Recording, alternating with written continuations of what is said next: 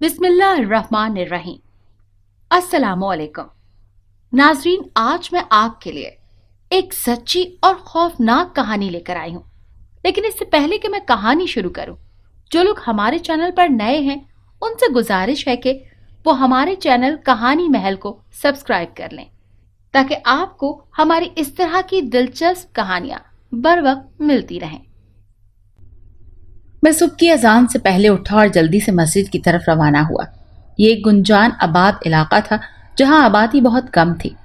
मैं मेहनत मजदूरी करता था और यहाँ एक फैक्ट्री की खबर मिली तो मैं यहाँ चला आया काम करने के लिए और रात यहीं आया था। अभी मुझे अपनी रिहाइश नहीं थी तो मैंने मस्जिद में ही रहने का इरादा किया। दिसंबर का वक्त चल आ रहा था और सर्दी रगो पै में सरायत कर रही थी। सुबह के इस वक्त जब रोशनी भी नहीं फैली थी, हर तरफ हू का आलम था और अंधेरा था, लेकिन मैं अजान से बहुत पहले जाग उठा था कि कहीं मेरी नमाज कज़ा ना हो। मैं नमाज का बहुत सख्त पाबंद था। मोबाइल की टॉर्च ऑन की। ये एक छोटी सी मस्जिद थी जिसको मुरम्मत की शदीद ज़रूरत थी। मैं हैरान था कि अभी तक कोई मुअज्जिन भी यहाँ नज़र नहीं आया था। ऐसा महसूस हो रहा था कि इस इलाके में लोग नमाज की पाबंदी नहीं करते। खैर, मैंने सोचा मैं खुद ही आज़ान दे दूंगा, अगर कोई मुअज्जिन नहीं आया तो। मैंने वज़ू का इरादा किया और अतराफ में नज़र दौड़ाई, जहाँ पानी वाले नल से सीटियों की आवाज़ आ रही थी, मतलब पानी नहीं था। मैं मस्जिद से बाहर आ गया पानी की तलाश में। मैं अचानक छन छन की आवाज़ सुनाई थी मुझे। मैंने सोचा इस वक्त कौन खातून हो सकती है, जबकि कोई मर्द भी मस्जिद के पास नज़र नहीं आ रहा था। मोबाइल की टॉर्च से देखा तो चेहरे पर नकाब सजाए एक सिन्फ नाजुक, कमर पर पानी का मटका लटकाए मेरी तरफ ही आ रही थी। उसने खुद को सर तपा एक स्याह चादर में ढांप रखा था। वो मेरे करीब आई और बोली, अजनबी आओ, मैं तुम्हें वुजू करवा दूं। वो अपनी दिलकश आवाज में बोली तो मैं हैरान रह गया। कौन हैं आप और इस वक्त यहाँ क्या कर रही हैं? मैंने सवाल किया। यहाँ पानी नहीं आता मस्जिद में और इस इलाके में।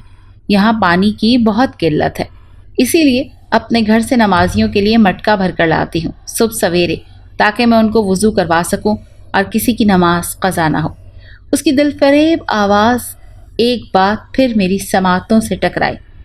उसने कहा तो मैंने वुजू के लिए हाथ आगे बढ़ाया। मैंने उसका शुक्रिया अदा किया और मस्जिद की जानिब पलटा कि अचानक मेरे जहन में एक झमाका हुआ।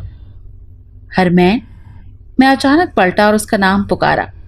मैं समझ गया था कि ये वही है जिसका मैं बरसों से इंतजार कर रहा था, लेकिन अगले ही पल वो अपना नाम सुनकर गायब हो गई। हरमैन, हरमैन। मैं उसका नाम जोर जोर से पुकार रहा था, खला में देखता था, लेकिन वो आज एक बार फिर मेरी नज़रों से ओझल हो गई। कितना इंतजार किया था मैंने उसका। हरमीन, मुझे नजर आ जाओ।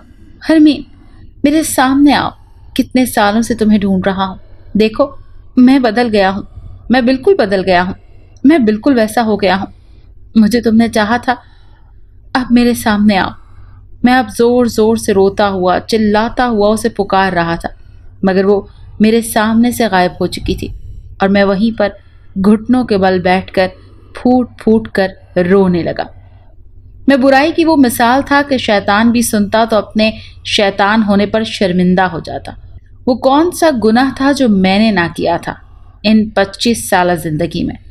कत्ल गारत जना, इंसान को तो एक तरफ, मैंने तो जानवरों पर भी इतने जुल्म किए थे कि अगर कोई सुनता मेरी दास्तान तो उसकी रूह कांप जाती। और ये सब मैंने जानबूझ कर किया था, क्योंकि मैं खुदा से नाराज था। मैं उसका नाफरमान होना चाहता था और मैंने वही किया।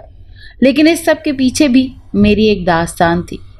मैंने 2 ज़हनी मरीजों के बीच आंख खोली, एक मेरी माँ और एक मेरा बाप। वो दोनों हर वक्त लड़ते थे। मुझे ये बात समझ में नहीं आती थी कि आखिर वो दोनों किस बात पर लड़ते हैं। हमारा हर दिन झगड़े से शुरू होता और झगड़े पर ही ख़त्म हो जाता।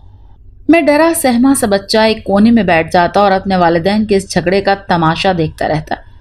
जब वालिद साहब से कुछ नहीं बन पाता तो मुझे मारते मारते थक जाते। इतनी मार खाकर मैं पक्का हो चुका था। फिर एक दिन मेरे वालिदैन के माँ बहन बहुत झगड़ा हुआ। इतना झगड़ा हुआ कि मेरे वालिदैन आपस में लड़ लड़ के थक गए। वालिद ने मेरी माँ को जानवरों की तरह मारा। مجھے کچھ سمجھ نہیں آیا کہ میں اچانک آسمان کی طرف دیکھا اور خدا سے دعا کرنی شروع کر دی کہ خیر ہو جائے۔ میں اس وقت 12 سال کا بچہ تھا۔ میری ماں اتنا مار نہیں کھا سکتی تھی۔ اچانک ہی وہ اٹھی اور اس نے خود کو بچانے کے لیے ایک لوہے کا ڈنڈا میرے باپ کے سر پر مار دیا اور اگلے ہی پل میرا باپ بے ہوش ہو کر زمیں بوس ہو گیا۔ میں نے دیکھا کہ اس کے سر سے خون رس رہا تھا۔ شور سن کر محلے والے جمع ہو گئے۔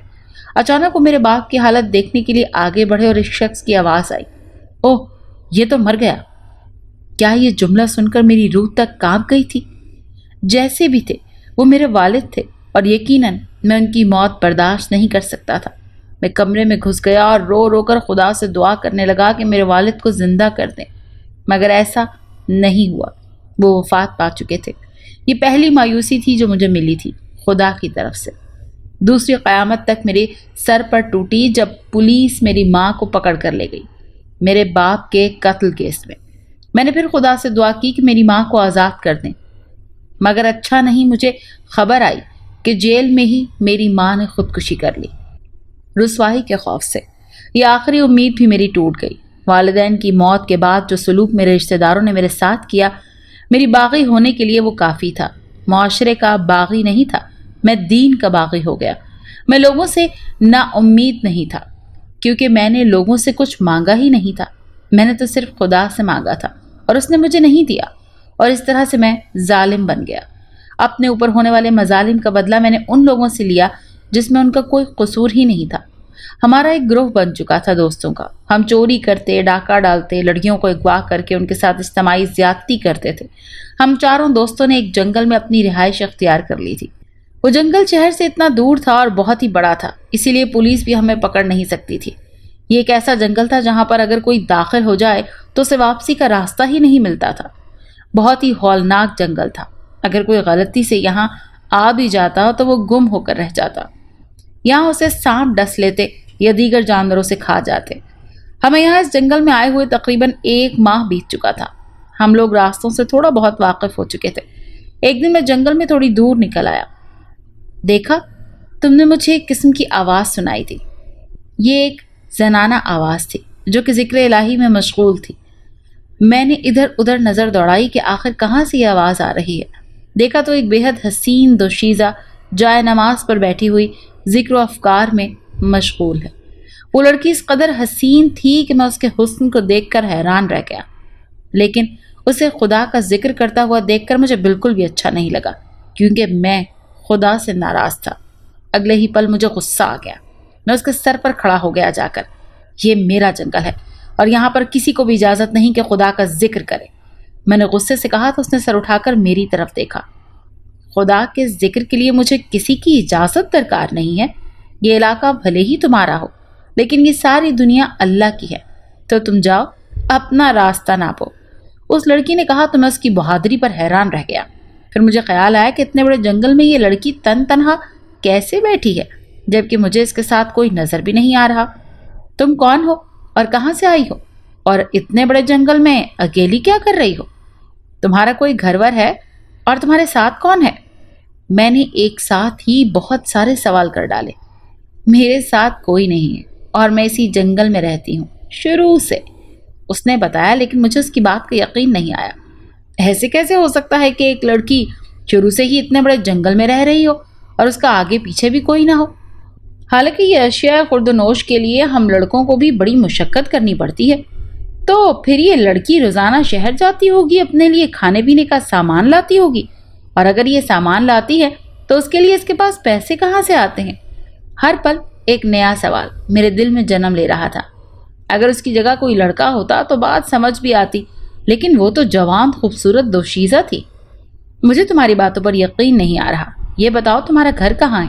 میں نے اس سے پوچھا، حالانکہ میں یہ دیکھ کر بھی حیران تھا کہ وہ ایک اکیلی لڑکی ہے اور مجھ سے بالکل بھی خوفزدہ نہیں ہو رہی۔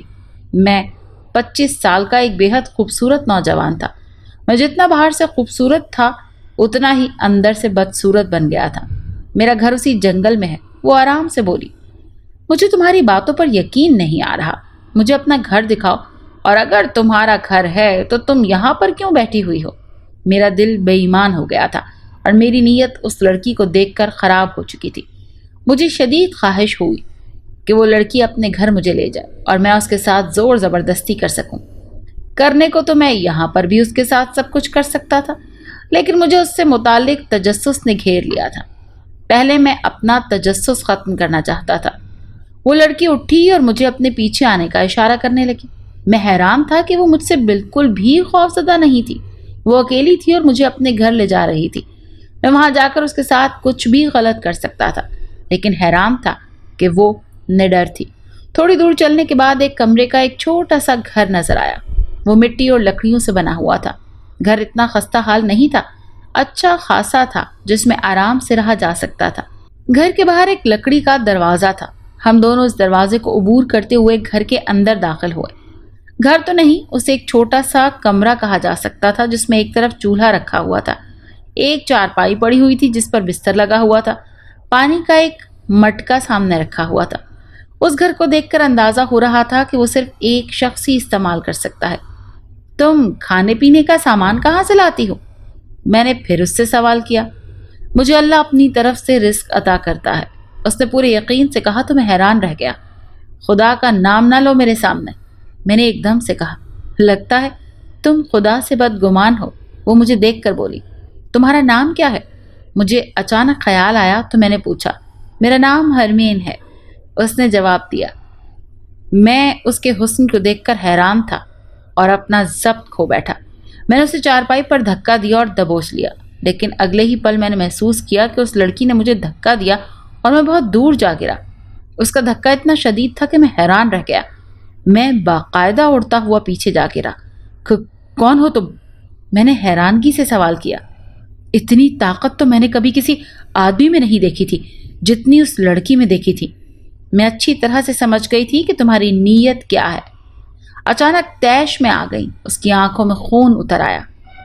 اس کی آواز مجھے عجیب طرح سے محسوس ہو رہی تھی، جیسے کہ کسی لڑکی کی آواز ہی نہ ہو۔ میں حیران ہوں، تم ایک چھوٹی سی لڑکی ہو، 19-20 سال کی لگتی ہو، اور تم میں اتنی طاقت کہاں سے آئی؟ 10 مردوں سے بھی زیادہ؟ میں نے اپنی حیرانگی اس پر ظاہر کرتے ہوئے کہا۔ میں واقعی بہت حیران ہو گیا تھا، جس کی کوئی انتہا نہیں تھی۔ میری عمر 20 سال نہیں ہے، میری عمر 100 سال ہے، اس نے جواب دیا۔ اب کی بار اس کی آواز مزید تبدیل ہو گئی تھی، بلکہ یوں کہنا صحیح ہوگا کہ اس کی آواز خوفناک ہو گئی تھی۔ اب میں نے دیکھا کہ اس کی آنکھیں چمک رہی ہیں، جیسے کہ ان کے اندر کوئی ٹیوب لائٹ روشن ہو۔ یہ دیکھ کر میں مزید خوفزدہ ہو گیا۔ تم جھوٹ بول رہی ہو، تمہاری عمر 100 سال کیسے ہو سکتی ہے؟ میں نے حیرت سے پوچھا۔ میری عمر 100 سال ہے اور یہی حقیقت ہے، اس نے اپنی خوفناک آواز میں کہا تو میں حیران ہو گیا۔ میں نے دیکھا کہ اچانک سے ہوائیں چلنا شروع ہو گئیں اور اس کی چادر اس کے سر سے سرک گئی، اس کے بال کھل گئے۔ اب وہ لڑکی ایک خوفناک منظر پیش کر رہی تھی۔ اچانک سے وہ ہوا میں بلند ہونے لگی، اس کے پاؤں زمین پر نہیں تھے، ہوا سے اس کے بال لہرا رہے تھے، حالانکہ اب ہوا کہیں بھی نہیں تھی۔ مجھے نہ اپنی بصیرت پر یقین آ رہا تھا اور نہ سماعتوں پر۔ باز آ جاؤ گناہوں سے، ورنہ شیطان تمہیں برباد کر دے گا۔ خدا کے قہر سے ڈرو، کسی مظلوم پر ظلم کرتے ہوئے۔ وہ مکمل طور پر طیش میں آ چکی تھی اور ایک ہولناک منظر پیش کر رہی تھی۔ یہ منظر کسی بھی انسان کا دل دہلا دینے کے لیے کافی تھا۔ کون ہو تم؟ میں نے پھر اس سے سوال کیا۔ تم مجھے انسان سمجھ رہے تھے؟ مگر میں انسان نہیں ہوں، میں ایک جن زادی ہوں، اس نے ہنستے ہوئے کہکا لگا کر کہا۔ مجھے یقین ہو گیا تھا کہ وہ ایک جن زادی ہے، کیونکہ وہ انسان اب کہیں سے بھی نہیں لگ رہی تھی۔ وہ خوبصورتی سے خوفناک شکل اختیار کر چکی تھی۔ میں نے ایک دم سے باہر دوڑ لگائی، لیکن لکڑی کا دروازہ منجمد ہو چکا تھا۔ میری کئی بار کھینچنے پر بھی نہیں کھلا۔ یہاں سے فرار کا تمہارے پاس صرف ایک راستہ ہے کہ تم اللہ کے حضور توبہ استغفار کرو، تبھی اس گھر سے باہر زندہ نکل سکتے ہو، ورنہ تمہاری لاش ہی نکلے گی اب یہاں سے۔ وہ اب پرانے روپ میں آ چکی تھی اور بالکل انسان لگ رہی تھی۔ اس کی آواز پہلے کی طرح دل نشیں ہو گئی تھی اور چہرہ خوبصورت۔ وہ زمین پر اتر آئی تھی۔ اب میں خاموش ایک کونے میں بیٹھ گیا۔ وہ ہولناک منظر سے تبدیل ہو گیا اور سب نارمل لگنے لگا۔ مجھ سے وعدہ کرو کہ آج کے بعد تم کوئی گناہ نہیں کرو گے، کسی مظلوم پر ظلم نہیں کرو گے، نماز کی پابندی کرو گے، पर सबसे बढ़कर अल्लाह से अच्छा गुमान रखोगे। अब वो आराम से मेरे पास आकर बैठ गई और अपने दिलनशी आवाज में बोलने लगी। मेरे पास उसकी बात मानने के सिवा कोई चारा ही नहीं था, क्योंकि मुझे यहाँ से जिंदा निकलना था। मैं तुम्हें सिर्फ एक शर्त पर ही आज़ाद कर सकती हूँ, उसने आराम से कहा। कौन सी शर्त? मैंने पूछा। मैं अभी तक खौफजदा था और मुझे अपनी जान के लाले पड़े हुए थे। तुम रोज़ाना मेरे इसी घर में आया करोगे और मैं तुम्हें कुरान पढ़ना सिखाऊंगी। 5 वक्त की नमाज की पाबंदी करोगे। उसने कहा तो मैंने उससे वादा कर लिया। ठीक है, अब तुम यहाँ से जा सकते हो और अपने वादे पर कायम रहना। अगर तुमने वादा खिलाफी की तो नताइज के जिम्मेदार तुम खुद होगे। मैंने फौरन अस्बात में सर हिलाया और वहां से जान बचाकर भाग निकला। वापसी तक शाम हो चुकी थी। मुझे रास्ता नजर नहीं आ रहा था। फिर अंधेरा छा गया, मगर मैं अपने दोस्तों तक पहुंचने में नाकाम रहा। एक बार फिर से मुझे एक रोशनी नजर आई। आओ, मैं तुम्हें तुम्हारी मतलूबा जगह तक ले जाती हूँ। फिर से वही जिनजादी नजर आई और उसके हाथ में एक फानूस था जो कि बहुत रोशन था। दोपहर की निस्बत अब रात को मुझे ज्यादा खौफ महसूस हो रहा था उससे। डरो नहीं, तुम्हें कोई नुकसान नहीं पहुंचाऊंगी तब तक जब तक तुम्हारी नीयत खराब नहीं होती। अगर तुम नेक काम करोगे तो दुनिया की कोई ताकत तुम्हें नुकसान नहीं पहुंचा सकती, क्योंकि खुदा तुम्हारे साथ होगा, वैसे ही जैसे आज खुदा ने मुझे तुमसे बचाया। अगर खुदा चाहता तो मेरी तमाम ताकतें खत्म कर देता। जो कुछ भी हुआ उसी ने मेरी मदद की, वरना मैं तो किसी लायक नहीं। वो रास्ते में बोलती जा रही थी। उसके पांव अभी भी जमीन पर नहीं थे। उसने महसूस किया कि मैं उससे खौफजदा हूँ तो उसने अपने पांव जमीन पर रख दिए। अगले दिन मैं उसके पास नहीं गया। मैंने अपने दोस्तों से कहा कि हम ये जंगल छोड़कर चले जाते हैं, मगर वो राजी ना हुए। मैंने अब तक कल वाला वाकया उनको नहीं बताया था। मुझे लगा वो मेरी बात का यकीन ही नहीं करेंगे।